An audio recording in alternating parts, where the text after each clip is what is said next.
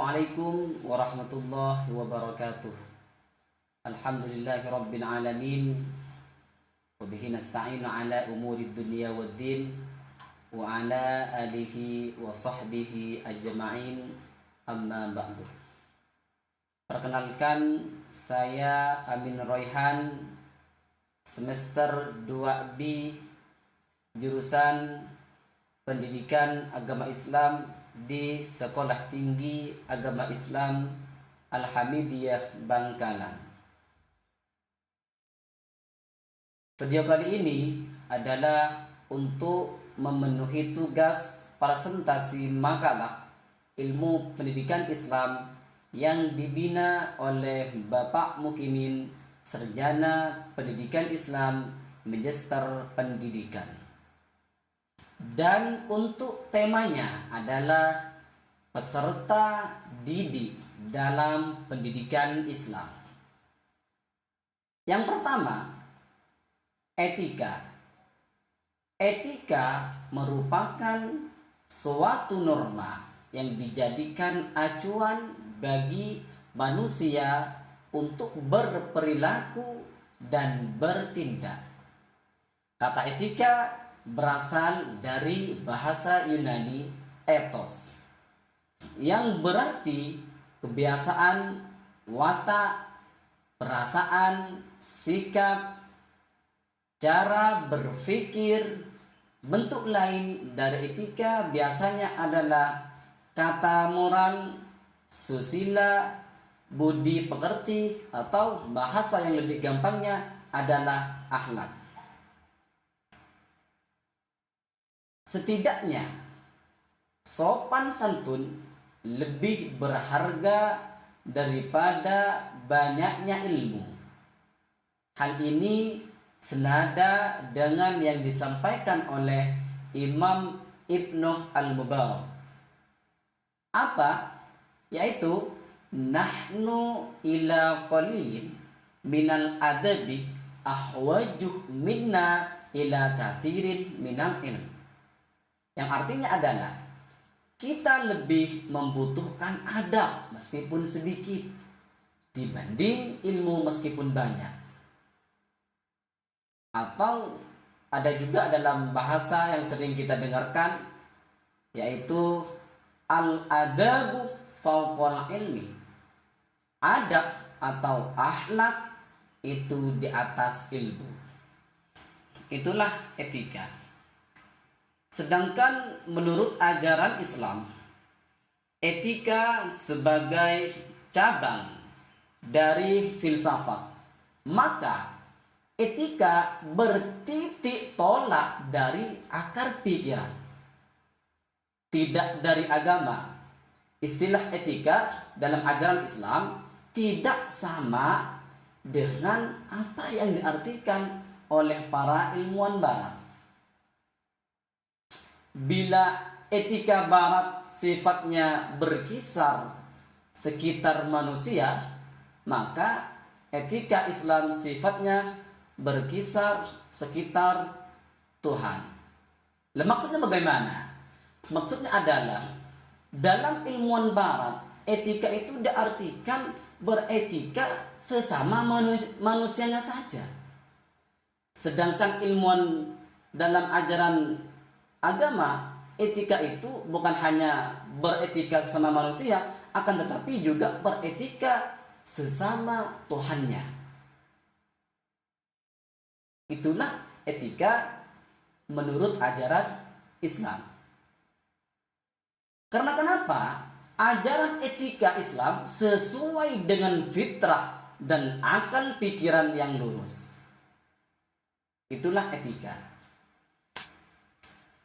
Yang kedua, mengembangkan potensi peserta didik. Peserta didik merupakan raw material atau bahan mentah dalam proses transformasi pendidikan. Dalam Undang-Undang Nomor 20 Tahun 2003 dijelaskan bahwa peserta didik adalah anggota masyarakat yang berusaha mengembangkan potensi diri melalui proses pembelajaran yang tersedia pada jalur, jenjang, dan jenis pendidikan tertentu.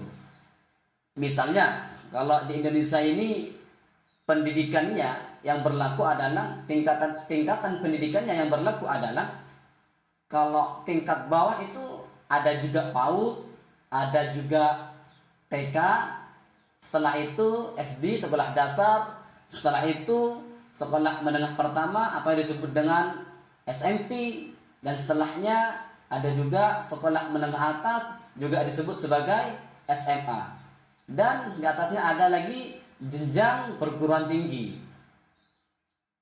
Itu pendidikan atau sistem pendidikan yang ada di negeri kita tercinta ini.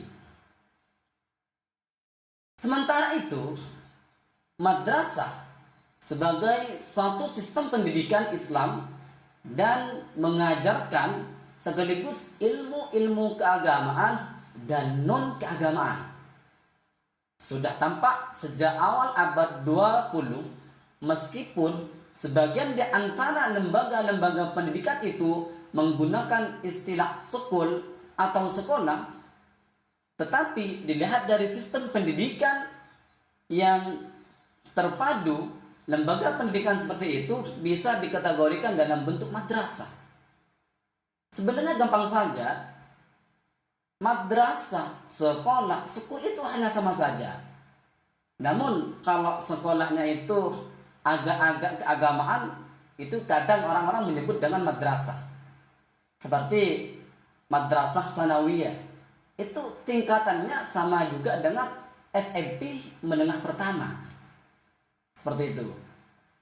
Madrasah sebagai lembaga pendidikan sangat berpengaruh untuk mengembangkan potensi peserta didik. Di samping itu, para guru juga berperan penting dalam mengembangkan potensi peserta didik. Kesimpulannya adalah pengertian peserta didik dalam konsep fitrah pada intinya adalah bagaimana Islam melalui seorang pendidik dapat membimbing dan mengembangkan potensi peserta didik yang sudah mempunyai fitrah sejak lahir, yaitu agama ke jalan yang sesuai syariat Islam. Kesimpulan yang kedua, hak dan kewajiban peserta didik. Seorang peserta didik harus mempunyai niat yang ikhlas. Wajib untuk belajar dengan niat yang ikhlas, tidak sombong dengan ilmunya, menghormati guru, dan menghargai temannya. Selain itu, anak didik juga mempunyai hak untuk mendapatkan pendidikan sesuai dengan potensi, bakat, minat yang dimilikinya. Dan kesimpulan yang terakhir adalah tugas-tugas peserta didik, yaitu tawaddu, iffah, sabar, cinta akan ilmunya, hormat kepada gurunya dan sesama penuntut ilmu, tekun belajar, wara' atau menahan diri dari perbuatan yang terlarang, dan juga yang terakhir mempunyai cita-cita yang tinggi serta harus tawakal. Itulah yang dapat saya sampaikan. Kurang lebihnya mohon maaf sebesar-besarnya. Akhiran ihdinas siratal mustaqim. Assalamualaikum warahmatullahi wabarakatuh.